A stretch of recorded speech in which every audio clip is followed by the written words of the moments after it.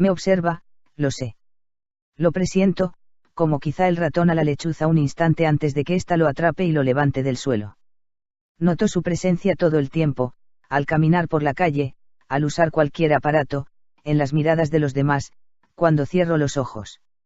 Todo lo que hago en la red, pero ya también fuera de ella, sé que lo observa, sé que controla todos mis datos, que sigue todos mis movimientos y que cada vez estrecha más el cerco, asfixiándome como un juego, sin precipitarse, calculando su acercamiento con algo que no sé si llamar curiosidad, sadis. O humor retorcido. Intento demorar lo inevitable, trato de minimizar mi huella informacional para despistarlo, por lo que apenas salgo de la habitación de este hotelucho de mala muerte, si no es para comprar en la tienda pakistaní de abajo, donde siempre pago en metálico. He cortado el acceso a toda comunicación, y mi única compañía es un viejo transistor offline que solo sintoniza canales de música pop del siglo XX que aún emiten desde no sé dónde. Pero mientras no me extraiga los inalámbricos del cráneo, y eso no es posible sin ir a un hospital de verdad, a no ser que quiera morir en la operación o quedar reducido a una masa babeante de carne, seré rastreable, y nada puede ocultarse mucho tiempo de un cazador como el que me acecha. Tengo que pensar con cuidado mi siguiente paso, si quiero escapar de eso. No tendría que haber aceptado el trabajo que me ofreció Lowry. Era rápido, fácil y seguro, o sea, que era mentira. Siempre lo era, pero vives con ello, dando por hecho que vas a ser más listo que los demás y que, por esta vez, te vas a escapar. Pero siempre llega el día en que el más listo es otro y a ti te joden. Por mucho que los veteranos te adviertan sobre esto, da igual. Eres joven, estás en forma, física y mental, y nadie en su plenitud atisba su final. Pero el mío ha llegado ya, y antes de tiempo. Otro ha sido, al fin, el más listo. Lowry mentía, pero no puedo culparla. Es el negocio, todos sabemos cómo acabará. Un equipo formado por otros 3 Bernards y yo teníamos que atravesar las defensas de una isla de datos coreana, debía parecer un ataque para incapacitarla temporalmente, un típico acto de terrorismo. De hecho, el plan era usar fragmentos de código estadounidense de los tiempos de la ciberguerra para desviar toda atención de nosotros. Todo debía estar medido a la perfección para que pareciera que el ataque no había sido perfectamente limpio, pese a que hubiera cumplido su aparente propósito. La trampa no debía notarse. Y menos aún el verdadero propósito del trabajo, que era extraer unos archivos de la isla, antes de aislarla. No sabíamos qué contenían, tan solo teníamos unas secuencias para identificarlos. Pero no parecía material militar, porque la isla era civil, un dominio privado, así que tampoco pintaba peor que otros encargos. Efectivamente, daba la impresión de ser pan comido. Tendría que haberme preocupado por ello, pero estaba pensando en qué gastarme el dinero, los 40.000 ecoins que iba a ganar. Una semana en un resort panameño con Tina, para empezar. Sigo imaginando cómo hubiera sido. A Tina no la he vuelto a ver. Según sus identificadores públicos, la isla pertenecía a una empresa de exportación de elementos artísticos y decorativos de la cultura tradicional coreana. O sea, la típica tapadera para encubrir los trapos sucios de alguna división corporativa, o de la mafia Young. La seguridad era claramente excesiva para una empresa de exportación de souvenirs para occidentales. En fin, lo de siempre. Butterfly, uno, o una, de los miembros del equipo, no solíamos conocernos en persona, dijo desde el principio que aquello le daba muy mala espina. Pero de Butterfly sí que conocíamos su estatus profesional, era veterano, o veterana, y claramente la edad se le estaba pasando. Podría tener unos 40 ya, y un Bernard a esa edad ha perdido la flexibilidad, el equilibrio, el arrojo. Empieza a haber peligros excesivos en todas partes, y no le falta razón, porque si la cosa se complica, seguramente será el primero en caer. No hicimos caso a Butterfly, y no fue el primero en caer, fue el segundo, de los 3 que ese día quedaron achicharrados en sus localizaciones físicas. Yo seré el cuarto, cuando ese ser decida dejar de jugar conmigo. Al principio todo fue bien, según el plan. Las defensas de la isla reaccionaron previsiblemente a la sobrecarga de Suez igual que provocamos rebotándoles las llamadas de varios servidores telefónicos internacionales. Varios millones de transacciones, en unos pocos segundos, para forzar a su sistema a iniciar un protocolo de discriminación y desviar capacidades de cara a nuestro asalto principal. A su vez, tenía dos frentes, la intrusión a su perímetro para acceder a los archivos que buscábamos, y simultáneamente la falsa ofensiva con el programa en que habíamos insertado código de un software ya obsoleto de la NSA. Este otro ataque, nuestro segundo señuelo, pretendía causar la desconexión de la red de aquella isla, aparentemente el efecto buscado por los supuestos atacantes norteamericanos, aunque en realidad queríamos sacar algo antes de ella. El software señuelo dejaría huellas en el sitio para alejar las sospechas de nosotros, pero de forma que fuera extremadamente difícil rastrearlo, de modo que no pareciera muy obvio. Dirigía, en última instancia, a una instalación militar, una base de ciberguerra del USCC en Maryland, donde esperábamos que cualquier contraataque topara con un muro insalvable y así acabara todo sin más pistas que seguir. River, uno de los encargados de lanzar ese señuelo, fue el primero al que cazaron. Las contramedidas eran mucho mejores de lo que esperábamos. Unos cangrejos atravesaron las capas de seguridad de River en 2 o 3 segundos, la operación, en total, duró menos de 10, lo rastrearon hasta la habitación de la pensión de Hong Kong desde donde operaba, accedieron a su cerebro y le provocaron un shock neural. Cuando el ICOM nos rebotó que había palmado y supimos a qué nos enfrentábamos, Butterfly entró en pánico, precisamente él, con su experiencia, se descuidó, y lo frieron también sin piedad.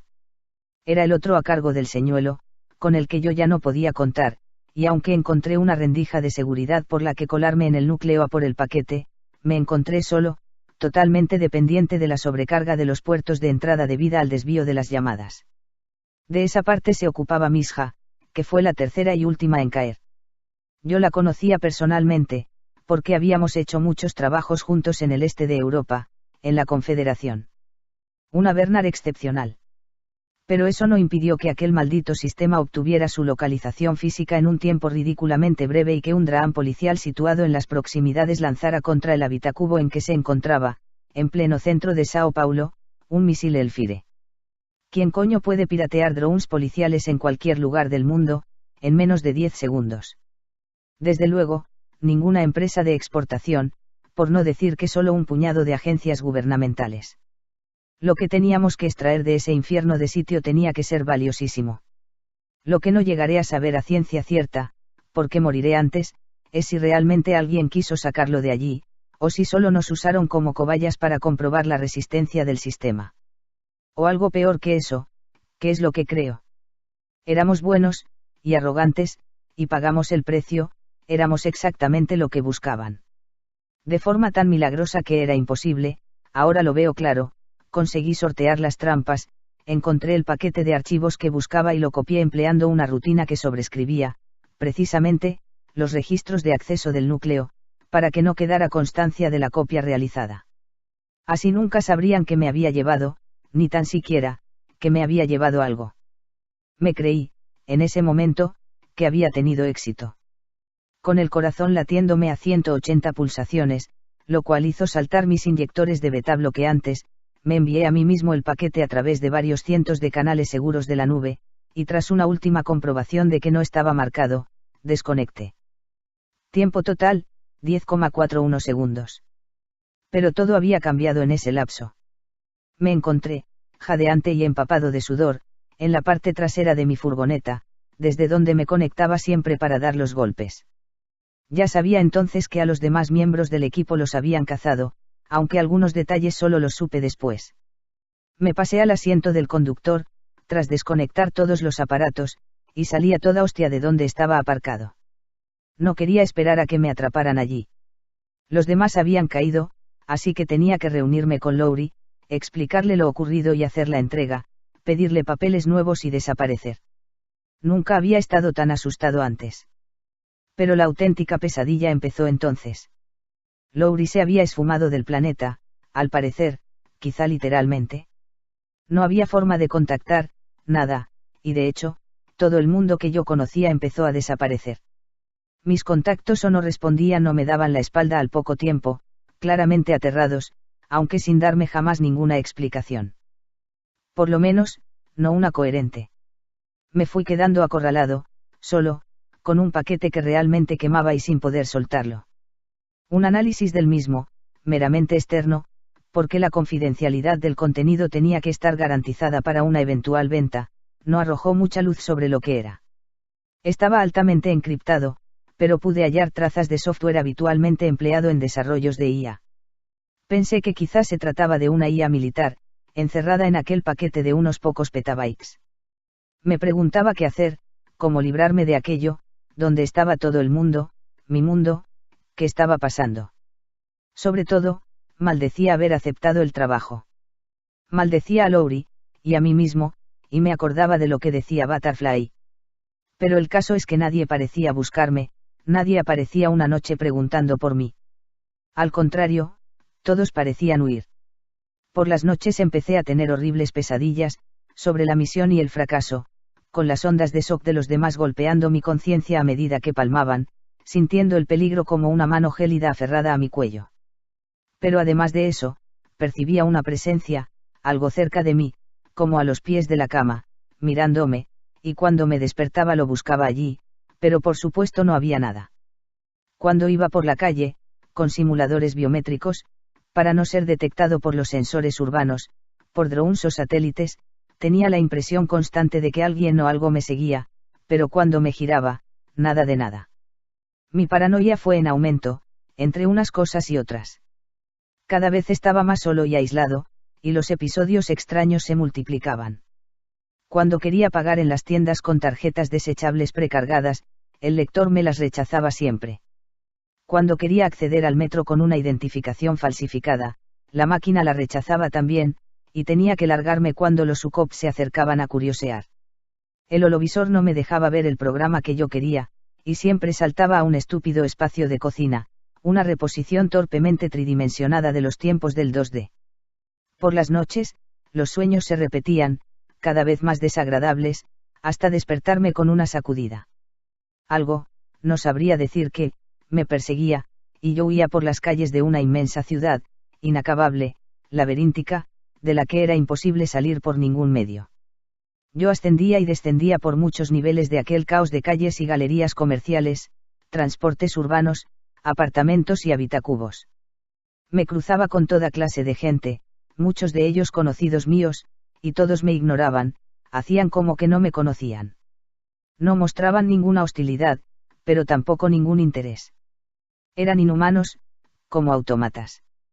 Y eso se me acercaba cada vez más, me iba acorralando, se entrometía progresivamente en mi vida, como un virus cuya forma de infección fuera esa, crear interferencias en la vida de alguien, no dejar que se relacionara con nadie, aunque sin hacerle nada directamente, Han Solo iba siendo ignorado, desapareciendo socialmente, como si nunca hubiera existido, como si nadie pudiera verme, o en todo caso vieran de mí una sombra, un reflejo, apenas ruido a su alrededor.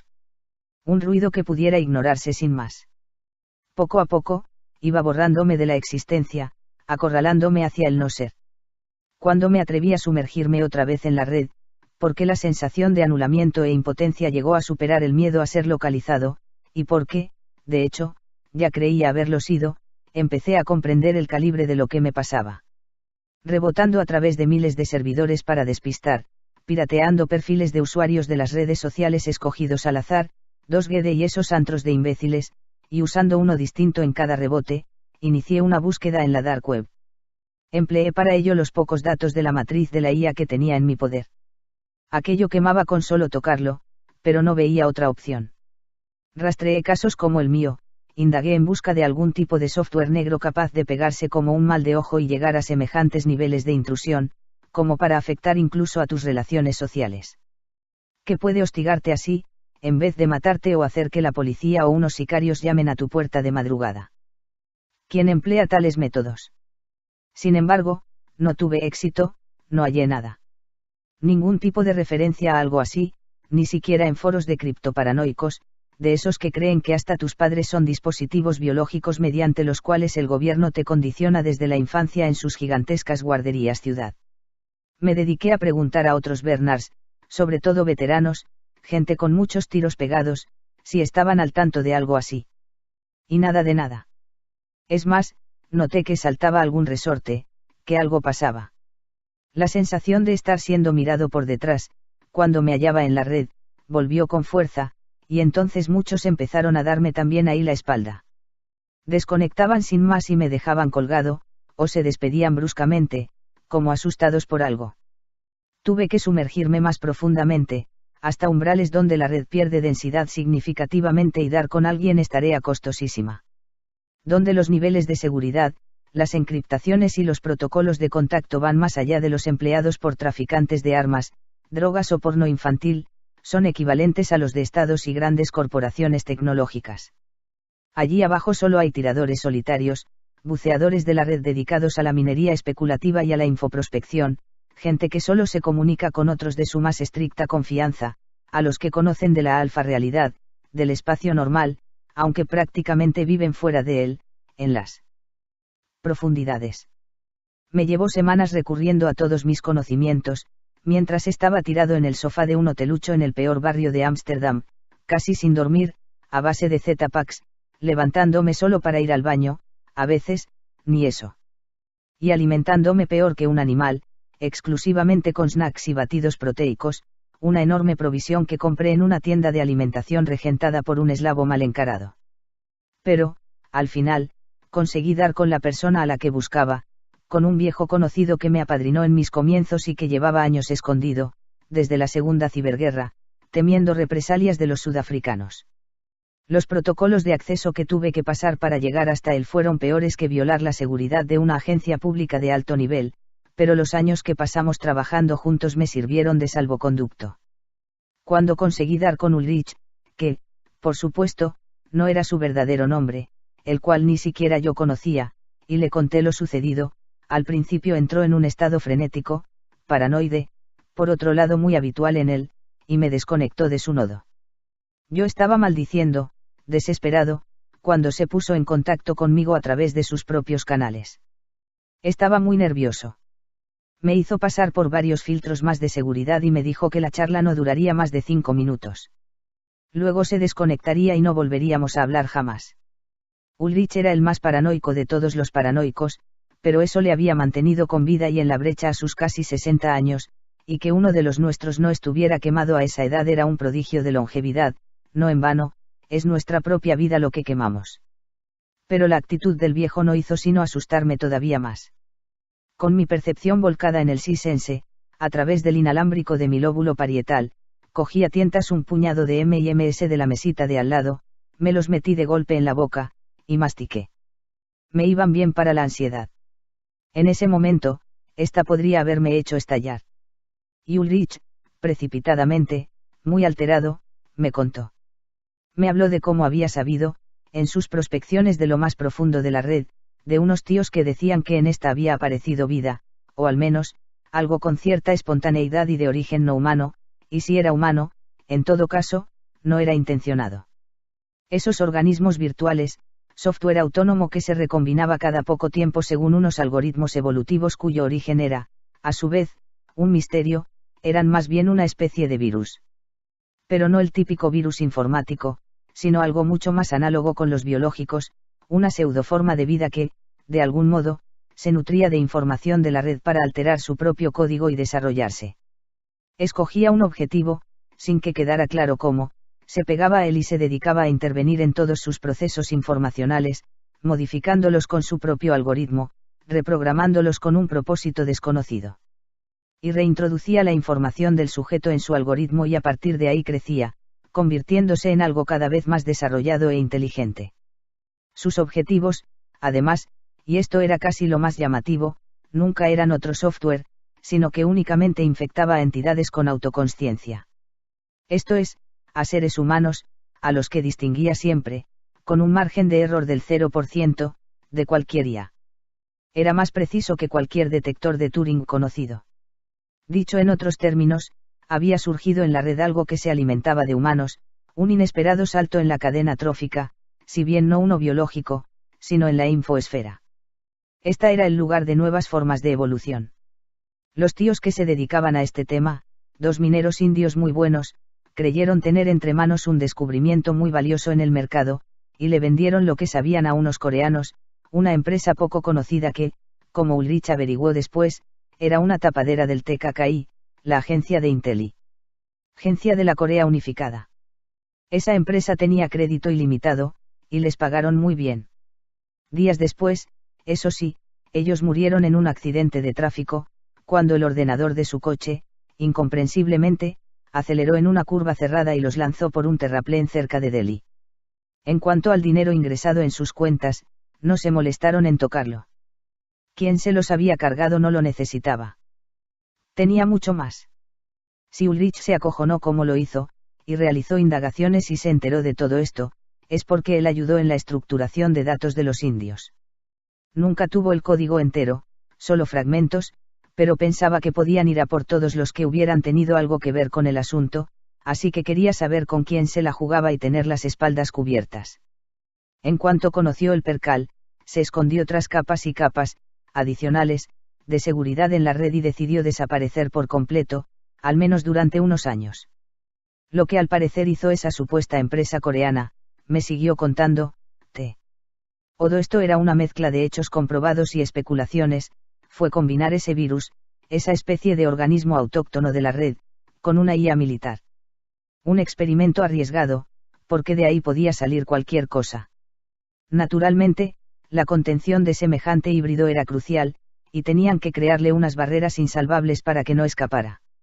Ya lo alimentarían ellos para analizar la simbiosis y su sinergia.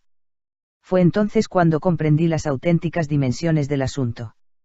Las defensas de aquel núcleo no eran para proteger lo que estaba dentro de la isla, sino para confinarlo, para impedirlo salir. Pero, entonces, ¿quién nos contrató para extraerlo, y para qué? ¿Quién pagaba, a través de Lowry, y con qué propósito nos envió? Ulrich, mazazo tras mazazo, me dio la respuesta, esas defensas eran sencillamente impenetrables. Si pudisteis entrar, me dijo, es porque os dejaron, no porque las superarais. O sea, que ellos os atrajeron allí. Ese era vuestro cometido, probar las defensas, y quizá incluso ver qué tipo de interacción podía tener la criatura con un intruso. Buscaron carne de cañón, y os encontraron a vosotros. Unos Bernards. Infantería de la red. Peones Agrafa y Sabals. Pero eso no tendría sentido, objeté. ¿Cómo iban a renunciar a controlarlo? ¿Cómo iban a dejar que saliera? Y si querían hacer tal cosa, ¿por qué no soltarlo, sin más? ¿Quién sabe?, respondió Ulrich, poco antes de interrumpir bruscamente la conexión y dejarme con una sensación muy desasosegante. Quizá han hecho pruebas suficientes. Quizá han conseguido domesticar esa cosa. No lo sé. Puede que la fase experimental pase necesariamente por soltarla a ver qué pasa. A lo mejor tienen forma de hacerla volver, a lo mejor la controlan de algún modo. Pero una cosa es segura, cuando vas a pesar, echas cebo. Y a lo mejor han querido darle uno interesante. Tal vez esa cosa ni siquiera repare en la existencia de seres sin una alta capacidad de interactividad en la red. Puede que el usuario medio que se conecta ni siquiera exista para ella. A lo mejor la están afinando como arma cibernética contra objetivos significativos. Después de interrumpirse esa conexión, nunca más supe de Ulrich. Tampoco de casi nadie, a decir verdad. Sea lo que me está pasando, esta mezcla de realidad y pesadilla capaz ya de afectarme fuera de la red, me está atenazando cada vez más, me aísla del mundo, va cortando todos mis lazos con la vida. Parece que esté llevando a cabo un análisis, una disección, la de mi existencia, desconectándome de todo contexto, impidiéndome tener ningún tipo de relación, trabajo, etc. No hay nadie que no me dé la espalda, ya sea por las inquietantes notificaciones que recibe sobre mí, o porque todas mis cuentas y licencias aparecen como falsas, o porque mi pasado ha sido borrado de todo registro.